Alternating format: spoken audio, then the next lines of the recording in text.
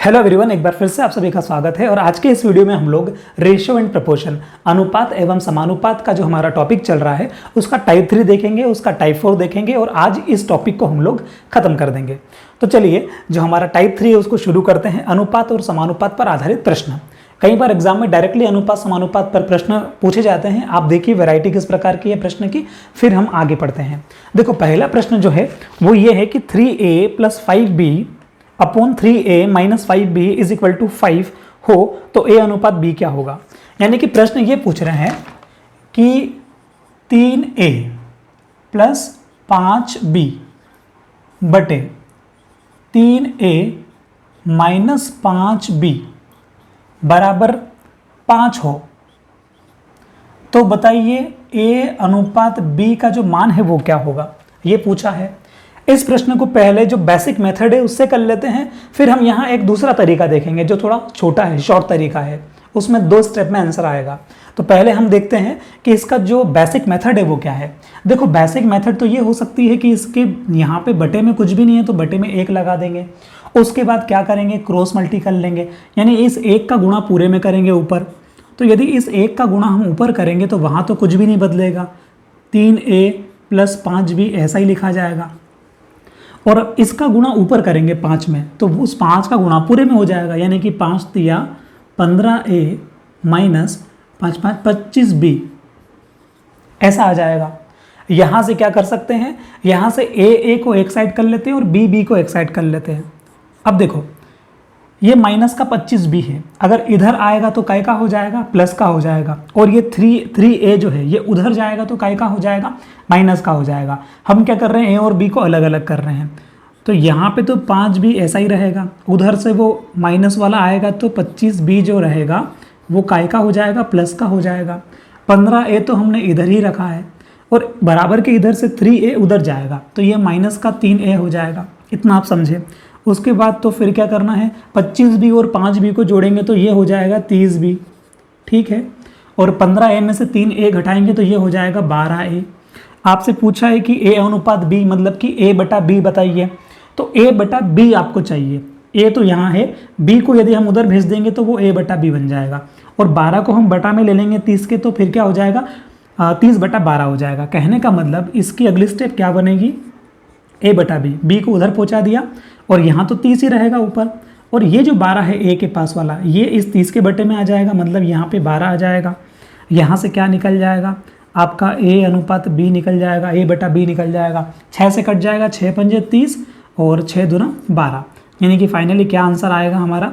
इस फॉर्म को कैसे लिख सकते हैं, इस फॉर्म को हम ऐसे भी लिख सकते हैं 5:2। तो कहने का मतलब a अनुपात b का जो आंसर निकलेगा वो क्या निकलेगा, हमारा निकलेगा 5:2। अब देखते हैं इसकी शॉर्ट मेथड क्या हो सकती है। देखिए हमको ये डेटा दिया था ना, हमको ये सवाल पूछा था और a अनुपात b का वैल्यू पूछ रहे हैं, तो हम क्या कर सकते थे, यहीं पे देख लीजिए। हमको फर्स्ट स्टेप में ऐसा करना है कि ये जो 3a है और यहाँ पे भी 3a है, इन दोनों को एक बार तो जोड़ लो। तो 3a और 3a कितना हो जाएगा, तो पहली स्टेप में हो जाएगा हमारा 6a, ऊपर क्या हो जाएगा 6a, ठीक। और जो अपोन में है उसमें क्या करना, 5b + 5b इनको जोड़ो, कितना होगा 5 और 5 10b, तो यहाँ हो जाएगा हमारा 10b। आप समझे बात को। जो a वाले हैं उनको हमने जोड़ लिया, हमेशा ऐसा हो जाएगा, जो a वाले हैं उसको जोड़ा तो 3 और 3 6 लिख दिया। और अब अपोन में क्या लिखना है, जो b वाला पार्ट है उसको बटे में लिख देना है। 5 और 5 कितना हो गया, 10b हो गया। जैसा हमने यहाँ किया है ना, वैसे हमको वहाँ भी करना है कि एक बार तो 5 और 1 को जोड़ लो, 5 और 1 कितना हो जाएगा 6, और एक बार 5 और 1 को घटा लो, 5 और 5 में से 1 जाएगा, कितना बचेगा 4। जब आप इसको इस प्रकार से करेंगे ना कि एक बार जो है इस ये प्लस ये करेंगे तो 6a आएगा, और आप जब ये माइनस ये करेंगे तो आपका 10b आएगा। इसलिए मैंने क्या किया, एक बार ये प्लस ये किया, मतलब कि 5 और 1 को जोड़ा तो 6 आया, तो उसको ऊपर लिखा, और फिर एक बार 5 में से 1 घटाया तो उसको 4 लिखा। ऐसा जिधर जैसा कर रहे हैं ना, अगर आप ऐसा करेंगे तो यहाँ पे ऐसा आएगा, ठीक। और नहीं याद करना है ऐसा कुछ भी, तो डायरेक्ट क्या करना है, जो a वाला पार्ट है उसको जोड़ लो, ऊपर लिख दो 6a, और जो b वाला पार्ट है उसको भी जोड़ लो और उसको नीचे लिख दो। डायरेक्टली हम आंसर तक वहाँ तक पहुँच जाएंगे। कैसे, देखो 6 से 6 कट गया, ठीक है, 6 से 6 कट गया, इसको 2 से काट लो, 2 दूना 4 और 2 पंजे 10। अब आपको क्या चाहिए, a अनुपात b चाहिए, लेकिन हमारे पास यहाँ पे क्या है, a बटे 5b है, तो इस 5 को ऊपर फेंक देंगे उधर, तो यहाँ बचेगा आपका a बटा b बराबर 5/2। डायरेक्ट हम आ गए उस जगह, इसी आंसर पे आ गए। तो इतना कुछ करने की आपको आवश्यकता नहीं है। एक बार प्लस कर लो a वाला पार्ट, आगे वाला पार्ट, और उसको ऊपर लिख दो अंश में, और एक बार जो b वाला पार्ट है उसको जोड़ लो, उसको हर में लिख दो। एज इट इज यहाँ भी कर लो कि एक बार दोनों को जोड़ लो, 5 और 1 6 ऊपर लिख दो, और एक बार घटा लो 5 और 1 5 में से 1 जाए 4 और उसको नीचे लिख दो, और फिर जैसे सॉल्व करेंगे तो आंसर आ जाएगा। एक और सवाल देखते हैं एज इट इज, अगला वाला सवाल, और फिर बाकी सवाल आप लोग ढूंढना इस प्रकार के आपको मिलेंगे, जो कि इस विधि को बोलते हैं योगांतरानुपात विधि। ठीक है, तो इस विधि के आधार पे आपको और सवाल मिलेंगे, वो करना। हम अभी इसी विधि के आधार पर एक और सवाल करके देखते हैं। एज इट इज अगला सवाल जो है वो है 4a minus 5b upon 4a plus 5b बराबर 1/6। ठीक है, तो a अनुपात b क्या होगा ये पूछा है। देखो हमसे क्या पूछा है, 4a माइनस 5b बटे 4a प्लस 5b बराबर 1/6 ऐसा बोला है। अब आपको ध्यान रखना है कि डायरेक्ट यहीं शुरू नहीं हो जाना है, नहीं तो गलत हो जाएगा। हमको क्या करना है, हमको पहले तो इनको चेंज करना पड़ेगा, क्योंकि जब आप पिछला वाला सवाल देखेंगे तो पिछले वाले सवाल में जो ये प्लस वाला वैल्यू था ये ऊपर था, माइनस वाला वैल्यू नीचे था, तो इसको इंटरचेंज कर लेते हैं। हमको क्या चाहिए, ऊपर प्लस वाली वैल्यू चाहिए, नीचे हमको माइनस वाली वैल्यू चाहिए। तो हम क्या कर रहे हैं, इसको बस इंटरचेंज कर रहे हैं कि 4a प्लस 5b को मैं ऊपर लिख रहा हूँ और 4a माइनस 5b को मैं नीचे लिख रहा हूँ। जब मैंने इसको ऊपर लिखा तो फिर इनको भी इंटरचेंज करना पड़ेगा, मतलब क्वेश्चन कैसा बन गया, ऐसा बन गया। इसके बाद हम वो विधि लगा सकते हैं।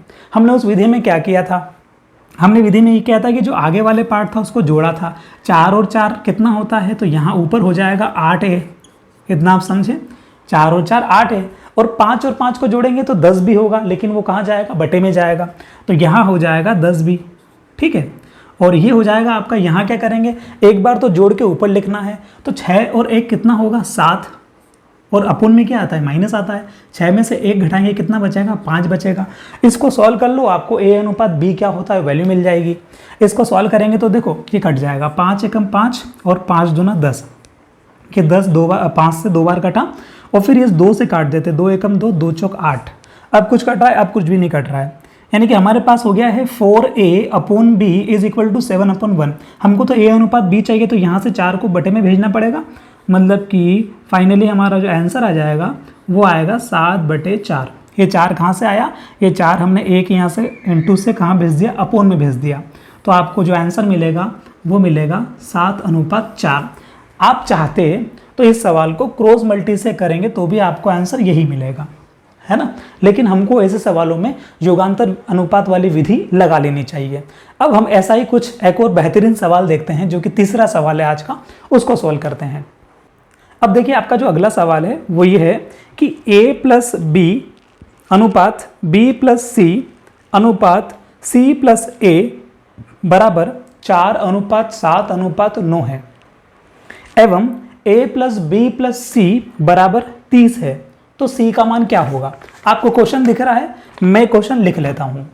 ठीक है, क्वेश्चन ये दिया है a प्लस बी अनुपात b प्लस सी अनुपात c प्लस a, और इसकी जो वैल्यू दी है वो दी है 4:7:9। ठीक है, और एक और चीज़ दी है कि a plus B plus C is equal to 30। ये दो वैल्यू हमको दी है, और फिर हमसे पूछा है कि बताओ c का जो मान है वो क्या है, ये पूछा है। इस सवाल को हम किस प्रकार से बना सकते हैं, पहले हम वो देखते हैं। देखिए, इसको बनाने के बहुत सारे तरीके हैं, लेकिन जो सबसे बढ़िया तरीका है वो ये हो सकता है कि आप क्या करिए, सबसे पहले इन सभी को जोड़ लीजिए। मतलब ये अनुपात में जो है ना, इनको हम जोड़ लेते हैं। हमने क्या किया, a plus B plus B plus C plus C plus A, इनको जोड़ा। ठीक है, इन सभी को मैंने जोड़ लिया। यदि मैं इन सभी को जोड़ूंगा तो फिर ये इनका रेशियो है, तो ये इसको भी जोड़ लेते हैं। 7 और 4 11 और 9 20, मतलब यहाँ पे आ जाएगा 20। ठीक है, आगे बढ़ते हैं।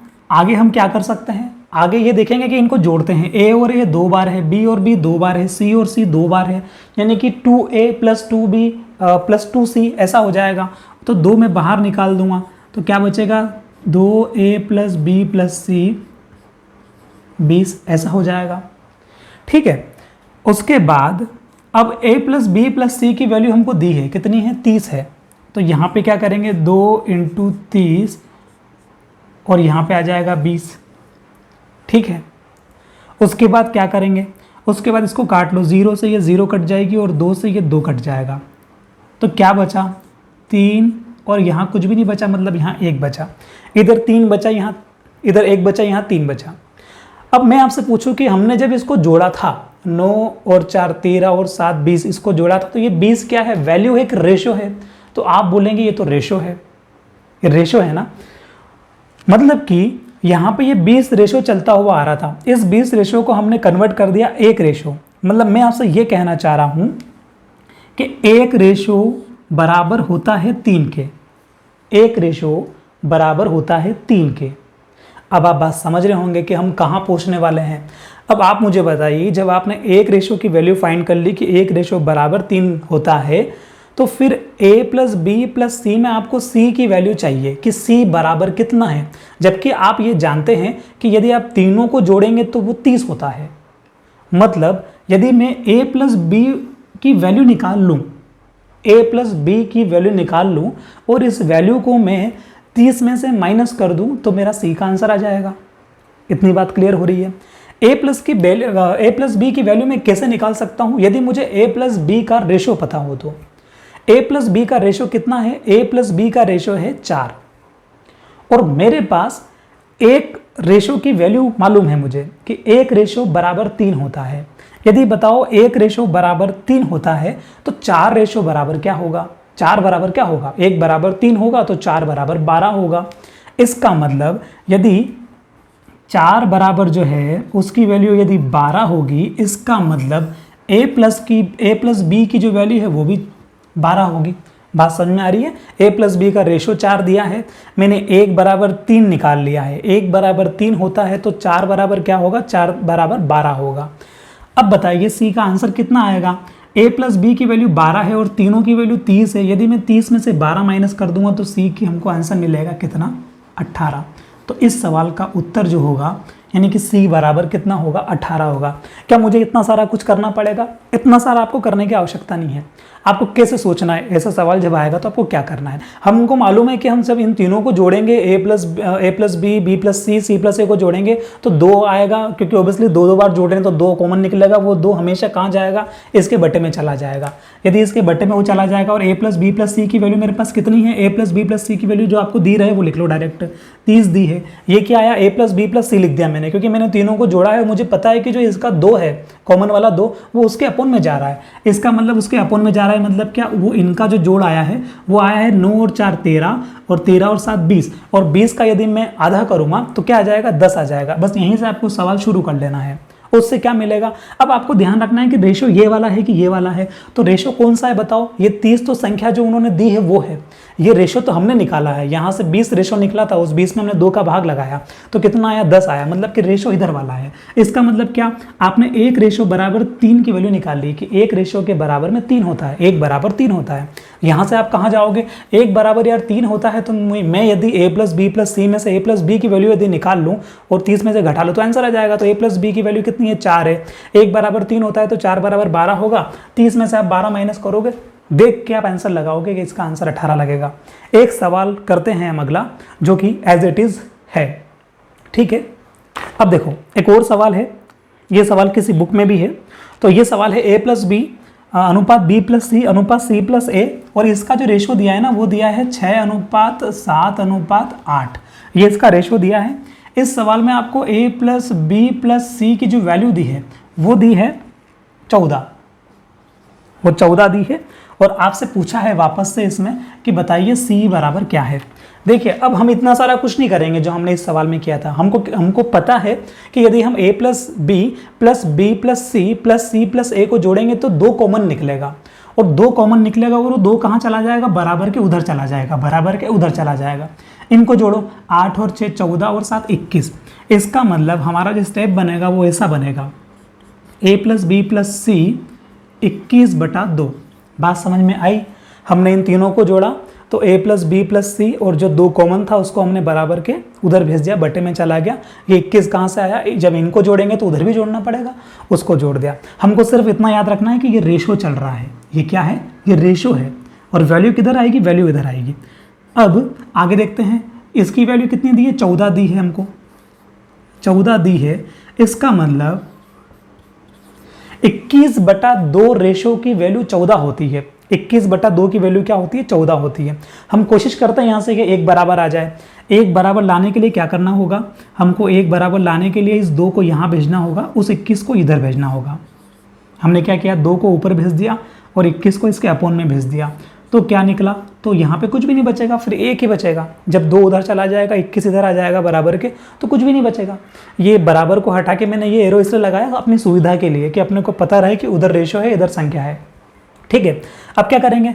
अब जो है शायद मैंने कुछ क्या लिखा है, 21 इधर 21 आएगा। ठीक है, तो अब ये कैसे कटेगा? 7 से कटेगा। 7 दूना 14 और 7 तिया 21।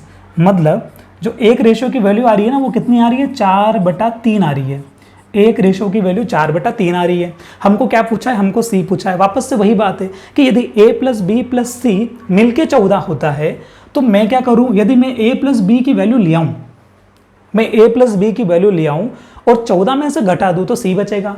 a प्लस बी की वैल्यू क्या है? a प्लस बी की वैल्यू रेशो में 6 है। a प्लस बी की वैल्यू के रेशो में क्या दी है? 6 दी है। मतलब कि 1 बराबर 4/3 होता है तो 6 बराबर क्या होता है? ऐसा निकाल सकते हैं। तो 1 बराबर 4/3 होता है, 6 बराबर क्या होगा? 6 में 4/3 का गुणा करके देख लेते हैं। यदि मैं 6 में 4/3 का गुणा करूँगा तो क्या आएगा? 3 एकम 3 और 3 दूना 6। मतलब कि कितना आ रहा है? ये 8 आ रहा है। कितना आ रहा है? 8 आ रहा है। ये 8 क्या निकाला हमने? 6 की वैल्यू निकाली। 6 किसका मान है? a प्लस बी का मान है। इसका मतलब a प्लस बी का जो मान है वो 8 है। a प्लस बी का जो मान है वो 8 है और कुल मान 14 है। मतलब कि मैं 14 में से 8 घटा लूँ तो c का आंसर आ जाएगा। कितना है? 14 में से 8 जाएगा तो आंसर आएगा 6। तो ये 6 इसका उत्तर होगा। उम्मीद करता हूँ आपको ये तरीका समझ में आ रहा होगा। एक और तरीका इसका होता है के वाला, वो भी आप देख लो। आपको उससे भी करना चाहो तो कर सकते हो। पिछला सवाल भी उस तरीके से हो जाएगा। यहाँ देख लो, क्योंकि तरीके आपके पास होने चाहिए। तरीके आपके पास 2-3 तो होने चाहिए और फिर वो अपनी मर्जी अपन कौन सा तरीका लगाएं। ठीक है, तो a प्लस बी का जो रेशो दिया है वो कितना दिया है? 6 दिया है, तो इसको मान लो 6 के। ठीक है, उसके बाद b प्लस सी का जो रेशो दिया है कितना दिया है? 7 दिया है, इसको मान लो 7 के। और c प्लस a का जो रेशो दिया है वो दिया है 8, तो 8 के मान लो। इनको मानने के बाद क्या करेंगे आप? फिर आप a प्लस बी प्लस सी, वही इन तीनों को जोड़ेंगे। इन तीनों को जोड़ेंगे तो क्या हो जाएगा? 2a प्लस बी प्लस सी, ऐसा हो जाएगा। और यहाँ जोड़ेंगे तो 8 और 6 14 और 7 21 के हो जाएगा।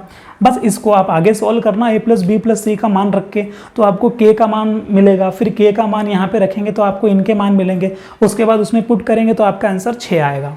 ठीक है, तो मुझे ऐसा लगता है कि आपको ये समझ में आ गया होगा ये वाला तरीका, और अप्लाई ये वाला तरीका ही करना है, इस तरीके को नहीं लगाना है। ठीक है, समझने के लिए हमने दोनों तरीके देख लिए हैं। अब हम अगला सवाल करते हैं।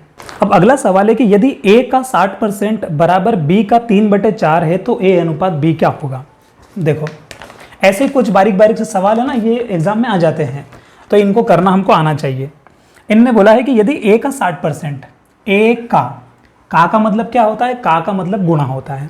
ठीक है, तो a का 60%, a का 60% किसके बराबर दिया है? b के 3/4 के बराबर। यदि b के 3/4 के बराबर हो तो हमसे पूछा है कि a अनुपात b क्या होगा? a अनुपात b मतलब a बटा b क्या होगा? तो क्या करेंगे? पहले तो हम ऐसा कर सकते हैं इसके अंदर कि ये जो परसेंटेज है ना, इसको क्या लिख सकते हैं? 60 को 60/100। मैं 60/100 लिखूंगा तो परसेंट बन जाएगा। परसेंट मतलब हट जाएगा। 60% मतलब क्या होता है? 60/100 बराबर b इंटू 3/4। अब क्या करेंगे? 0 से 0 काट देंगे। ये देखिए 3 एकम 3 और 3 दूना 6, इसको मैंने काट दिया। अब क्या कर सकते हैं, 2 एकम 2 और 2 पंजे 10, मतलब सब कुछ कट गया, बस यहाँ 5 बचा है और यहाँ 4 बचा है। तो मैं यदि उस b को इधर ले आऊँगा बराबर के इधर a/b, तो ये 5 उधर पहुँच जाएगा और 4 तो अपनी जगह है ही है। इसका मतलब इसका उत्तर क्या लग जाएगा, a/b का जो मान आएगा आपका वो आएगा 5/4। यही इस सवाल का उत्तर है। बहुत आसान सवाल था, आप कर सकते हैं, लेकिन फिर भी हमको एक बार और देख लेना चाहिए। ठीक है, अगला सवाल करते हैं। अब देखिए अगला सवाल है, यदि 1/a अनुपात 1/b अनुपात 1/c बराबर 2:3:5 है, तो a/b अनुपात c क्या होगा। हमको क्या दिया है, हमको दिया है a/a अनुपात 1/b अनुपात 1/c और इसका रेशो दिया है हमको 2:3:5। ठीक है, और फिर हमसे पूछा है कि बताइए a/b अनुपात c का मान क्या होगा। देखो इसको कैसे कर सकते हैं, इसको ये a का जो मान दिया ना आपको, यहाँ देखिए हमको 1/a की जगह क्या लिखा है, 2 लिखा है, मतलब कि ऐसा लिखा है। क्या कर सकते हैं, इस 2 को इधर ले आते हैं, a को वहाँ ले लेते हैं, तो 1/2 बराबर a ऐसा हो सकता है। समझने के लिए ऐसा हम ऐसा कर सकते हैं कि a को उधर ले लेंगे और 2 को इधर ले लेंगे, तो a का मान कितना आ जाएगा, 1/2। इसका मतलब उस 2 को इस 1 के बटे में ले लो, इस 3 को इस 1 के बटे में ले लो, इस 5 को इसके बटे में ले लो और इन तीनों को क्रमशः उधर भेज दो, तो क्या बन जाएगा, तो ऐसा हो जाएगा 1/2 अनुपात 1/3 अनुपात 1/5 बराबर a/b अनुपात c। अब इसको सॉल्व करने पे जो आंसर आएगा वही इस सवाल का उत्तर है। इसको हमने पिछले वाले टाइप में सॉल्व किया था कि बटे वाले रेशो को कैसे कन्वर्ट करते हैं। तो बटे वाले रेशो को कन्वर्ट करने के लिए आपको ये वाला तो और भी इजी है, क्योंकि इसमें तीनों की तीनों जो है आपकी एक दूसरे से विभाजित नहीं होती है। तो इसका आंसर कैसे लगा सकते हैं, यदि आप इसका ढूंढ रहे हैं ना, हमको इसकी वैल्यू नीचे लिखनी है ना, तो इन दोनों का आपस में गुणा कर लो। 5 दिया कितना होता है 15 और 15 एकम 15। ठीक, अब हम इसका निकाल रहे हैं, इसका निकाल रहे हैं, तो बाकी के जो 2 बच रहे हैं उनका गुणा कर लो। 5 दूना 10, तो यहाँ आ जाएगा आपका 10। ठीक, अब हम इसका निकाल रहे हैं 5 वाले का, तो इन बाकी 2 का गुणा कर लो। 3 दूना 6, तो आंसर क्या मिलेगा, 15:10:6, ये उत्तर मिलेगा। अब अगला सवाल है कि लुप्त पद ज्ञात करिए। कभी कभी ये बहुत आसान से क्वेश्चन ऐसे भी आ जाते हैं कि आप जो है लुप्त पद ज्ञात करिए। 6:x समानुपात 5:35, इसको भी समझ ही लेते हैं। देखिए क्वेश्चन ये दिया है 6:x समानुपात 5:35 और लुप्त पद मतलब कि आपको x का मान निकालना है। तो 6:x को मैं क्या लिख सकता हूँ, 6/x। समानुपात मतलब क्या होता है, बराबर। फिर 5/5:35 को क्या लिख सकता हूँ, 5/35, ऐसे लिख सकते हैं इसको। तो आपको इसको ऐसे कन्वर्ट कर लेना है। 6/x लिख दिया, समानुपात की जगह बराबर लिख दिया, फिर 5:35 को 5/35 लिख दिया। फिर क्या करूँ, फिर इसको काट लो, 5 एकम 5 और 5 7 35। आपको x का वैल्यू चाहिए तो x को उधर भेज दो, x उधर चला जाएगा, 7 इधर आ जाएगा, यानी कि आपका आंसर आ जाएगा 7×42। इस 6 का गुणा 7 में हो गया, x ऊपर चला गया, x बराबर 42। तो आपका जो लुप्त पद है वो 42 है। कभी कभी इस प्रकार से सवाल भी आ जाते हैं।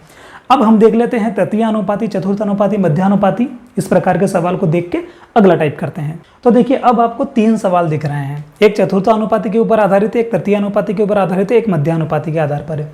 इन तीनों में कैसे करना है वो देख लेते हैं, फिर हम अगला टाइप पढ़ते हैं।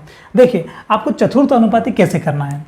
यदि जब भी प्रश्न आए चतुर्थ अनुपाती के लिए आपको 3 जो वैल्यू दी रहेगी और चौथी वैल्यू आपको फाइंड करना पड़ेगी। इसको कैसे जमाना है, इसको ऐसे जमाना है 12:14, ठीक है, और समानुपात 24:x। इस प्रकार से जमेगा। जो पहला रेशो है वो यहाँ आ जाएगा, जो दूसरा वैल्यू दिया है वो ये रेशो में यहाँ आ जाएगा। बीच में क्या लगता है, समानुपात लगता है, वो हमने लगा दिया। उसके बाद 24 ये दिया था अनुपात x, यानी कि ये चौथे नंबर का है, 1 2 3 4, चतुर्थ अनुपाती हमको निकालना है। फिर इसको क्या कर सकते हैं, इसको वो बटे वाली फॉर्म में लगा सकते हैं कि 12/14, और समानुपात का मतलब क्या होता है, बराबर।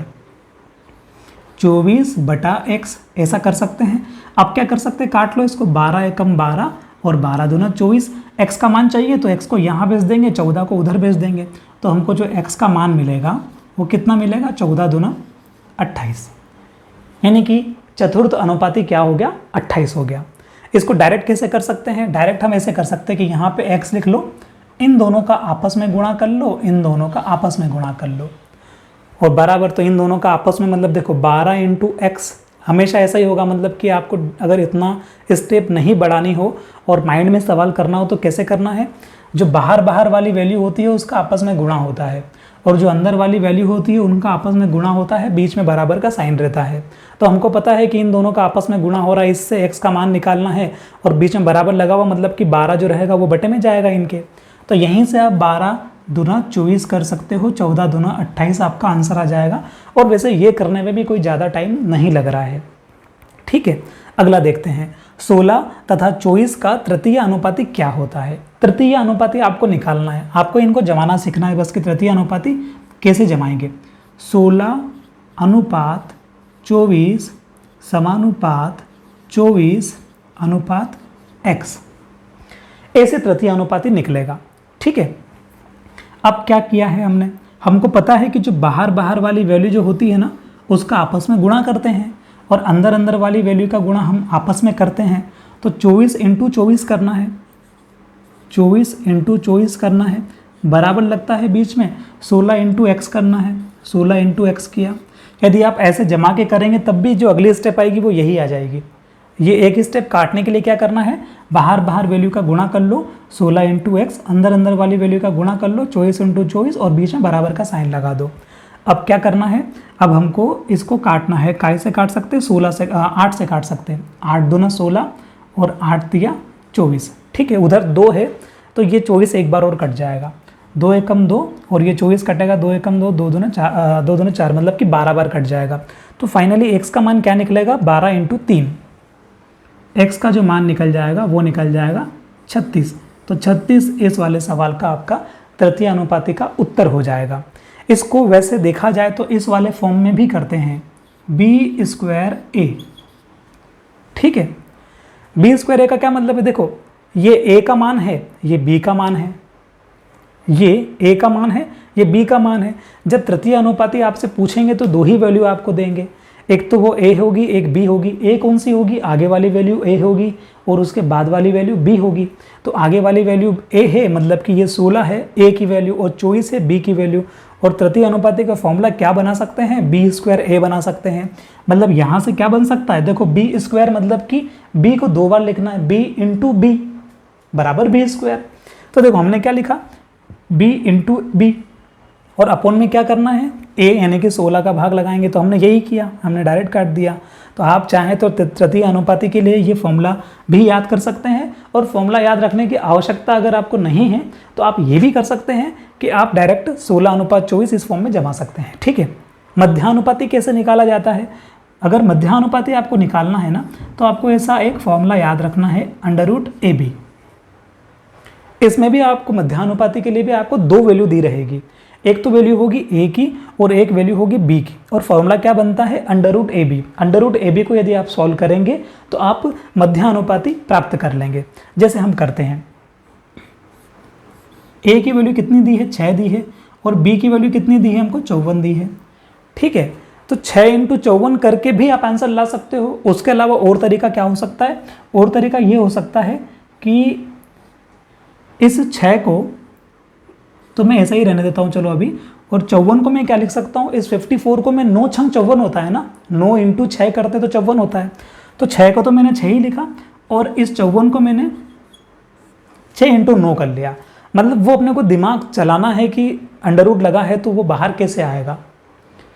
तो एक 6 मेरे पास पहले ही था, और किसी भी वैल्यू को अंडर से यदि बाहर निकालना है तो अंडर के अंदर वो वैल्यू 2 बार होनी चाहिए, तब वो एक बार बाहर आ जाती है। तो क्या होगा, यहाँ पे 2 बार 6 है, मतलब ये 6 एक बार बाहर आ जाएगा। और ये √9 का मतलब क्या होता है, 3 होता है। कहने का मतलब उस 9 को क्या लिख सकते हैं, 3 × 3 लिख सकते हैं। यदि अंडर रूट में 3 × 3 होगा तो बाहर कितना 3 निकलेगा, एक 3 निकलेगा। आप चाहो तो √9 का मान भी 3 होता है ऐसे समझो, या 9 को 3 × 3 लिखेंगे तो 3 बाहर निकल जाएगा।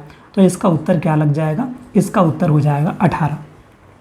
तृतीय अनुपाती के लिए ये फॉर्मूला याद रखना है, और मध्य अनुपाती के लिए ये फॉर्मूला याद रखना है, तृतीय अनुपाती के लिए आपको ये फॉर्मूला याद रखना है, और चतुर्थ अनुपाती के लिए आपको ये फॉर्मूला याद रखना है। आप चाहो तो फॉर्मूला नहीं भी याद रखेंगे तो भी काम चल जाएगा।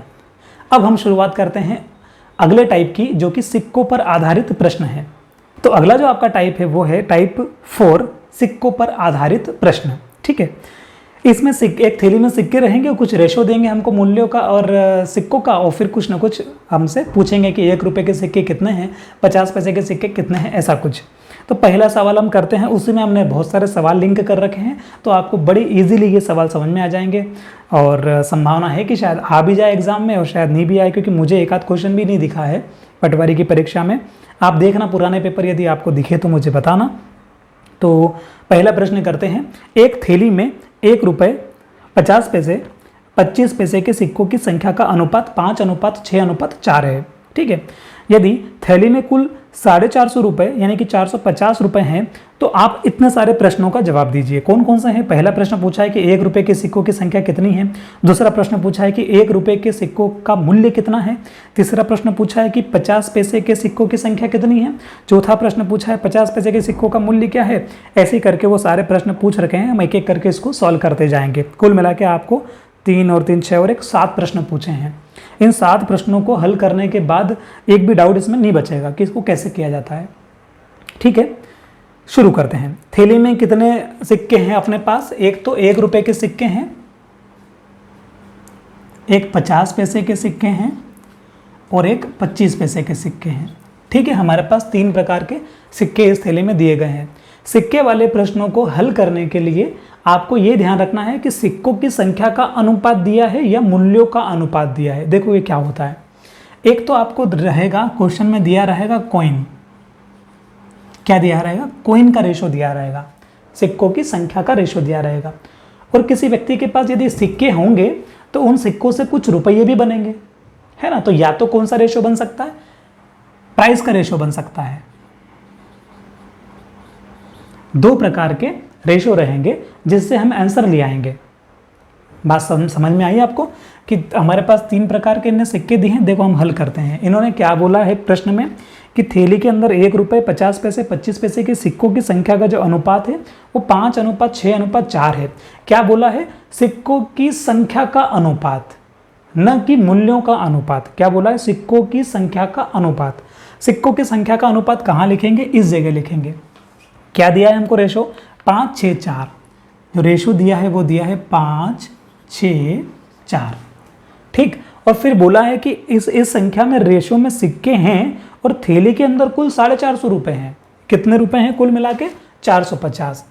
अब हम क्या करेंगे? हम हमारे रुपए फाइंड कर लेंगे कि हमारे पास कितने रुपए हैं, क्योंकि जो रेशो दिया था उस रेशो को हमने एज इट इज़ मान लिया है, जैसा हम हमेशा मानते हुए आए हैं कि हमने ये मान लिया है कि मेरे पास 1 रुपये के 5 सिक्के हैं, 50 पैसे के मेरे पास 6 सिक्के हैं और 25 पैसे के मेरे पास 4 सिक्के हैं। इतनी बात क्लियर है?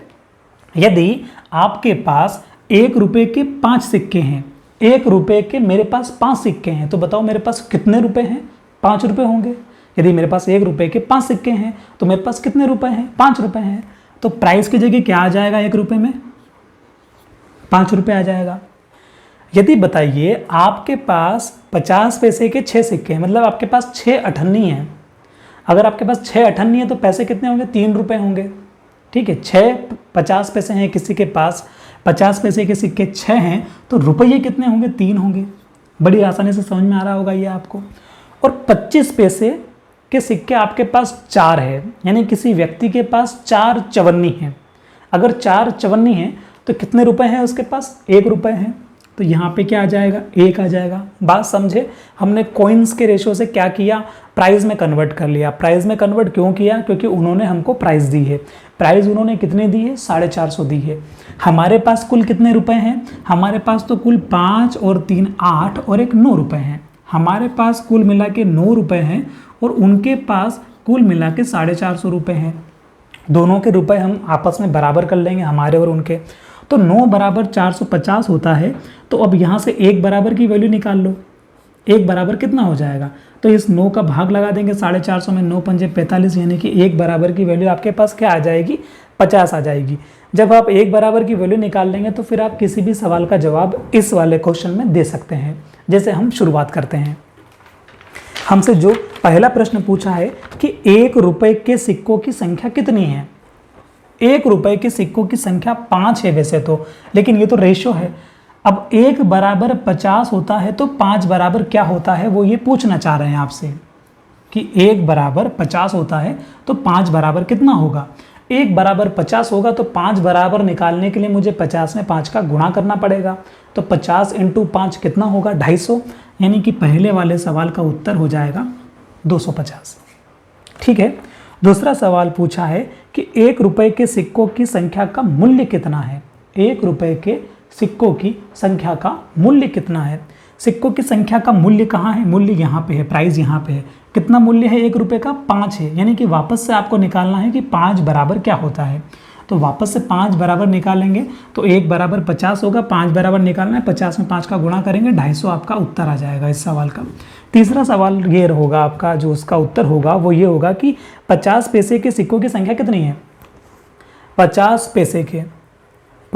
पैसे के सिक्कों की संख्या 6 है। मतलब आपको ये निकालना है कि 1 बराबर 50 होता है तो 6 बराबर क्या होता है। तो 1 बराबर 50 होगा तो 6 बराबर तो 300 होगा, है ना। आप 50 में 6 का गुणा कर देंगे, 6 पंजे 30 और 1 जीरो लग जाएगी पीछे, तो तीसरे वाले सवाल का उत्तर हो जाएगा 300। चौथा सवाल आपसे पूछा है कि 50 पैसे के सिक्कों की संख्या क्या होगी। वैसे भी आप निकाल सकते हो, संख्या क्या होगी, सिक्कों की मूल्य क्या होगा, ये पूछा है। कितना मूल्य है 50 पैसे के सिक्कों का? 3 मूल्य है, यानी कि आपको 1 बराबर 50 होता है तो 3 बराबर कितना होगा? 50 दिया 150, यानी कि 150 होगा। ठीक है। पांचवा सवाल आपसे जो पूछा था वो ये पूछा था कि 25 पैसे के सिक्कों की संख्या कितनी है। तो 25 पैसे के सिक्कों की संख्या कॉइन्स कहाँ है? यहाँ है, 4 है। 25 पैसे के सिक्कों की संख्या 4 है।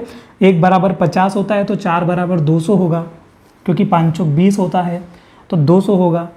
इस सवाल का उत्तर 200 आ जाएगा। फिर अगला सवाल ये है कि 25 पैसे के सिक्कों की संख्या का मूल्य क्या है। 25 पैसे के सिक्कों से कितने रुपए बन रहे हैं ये पूछ रहे हैं।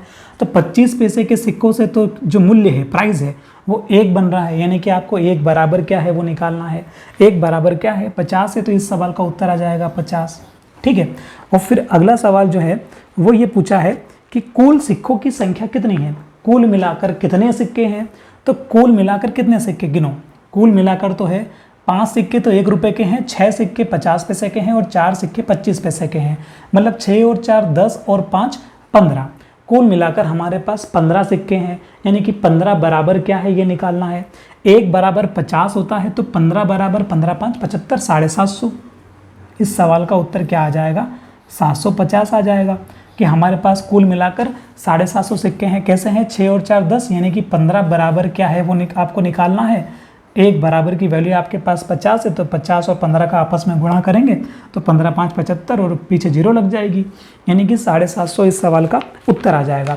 तो इस प्रकार के प्रश्न इसमें पूछे जाते हैं, जिसमें आपको ऊपर सिक्के लिख देने हैं जो दिए रहे आपको क्वेश्चन में। कैसा भी दिया रहे, 20 पैसा दिया रहे तो 20 लिख दो। ठीक है। और उसके बाद यहाँ हो जाएगी कॉइन, यहाँ हो जाएगा प्राइस। उसके बाद आपको जैसा प्रश्न दिया रहे वैसा आप 1 के बराबर में वैल्यू निकाल के अलग अलग सवालों के जवाब दे सकते हैं। अगला सवाल देखते हैं।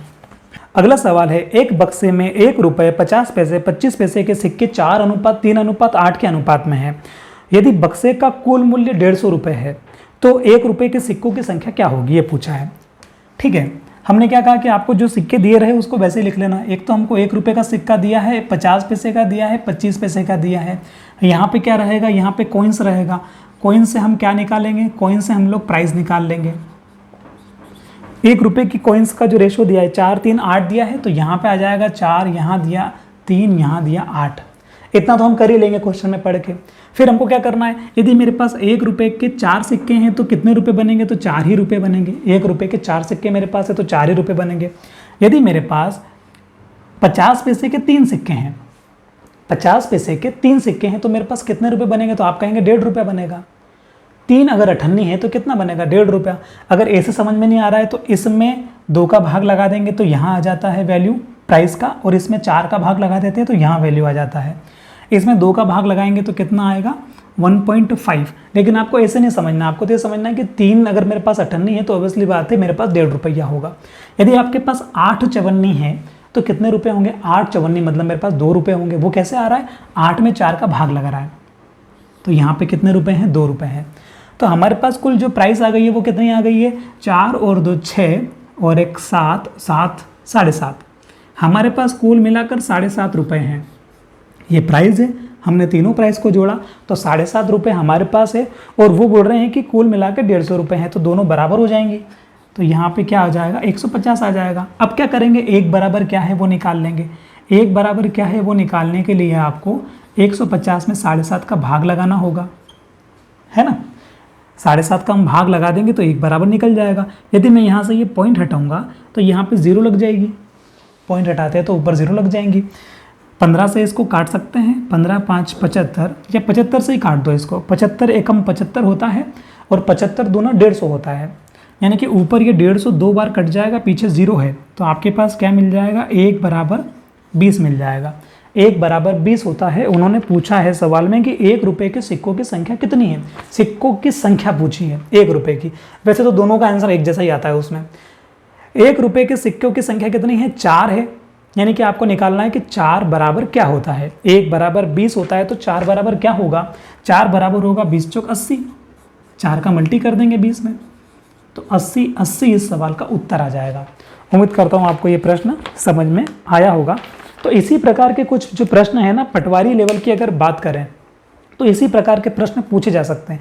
इससे और ज़्यादा लेवल बढ़ाएंगे भी नहीं, क्योंकि ये वाला सवाल वैसे भी नहीं पूछा है। पूछेंगे तो भी ये जो 2 सवाल देखे ना हमने, जो अभी 7-8 सवाल वो किए, 1 सवाल ये, इनमें से कुछ पूछ सकते हैं। इसी प्रकार का सवाल बनेगा। आपको भी इतना ध्यान रखना है कि कॉइन और प्राइस को आपको कन्वर्ट करना आना चाहिए। आप इसमें 1 का भाग लगाएंगे ये प्राइस आएगी, इसमें 2 का लगाएंगे ये प्राइस आ जाएगी, इसमें 4 का लगाएंगे ये प्राइस आ जाएगी। ये कैसे पता पड़ रहा है, 100 से कन्वर्ट कर रहे हो, थोड़ा आपने बुद्धि लगा ली होगी अपनी।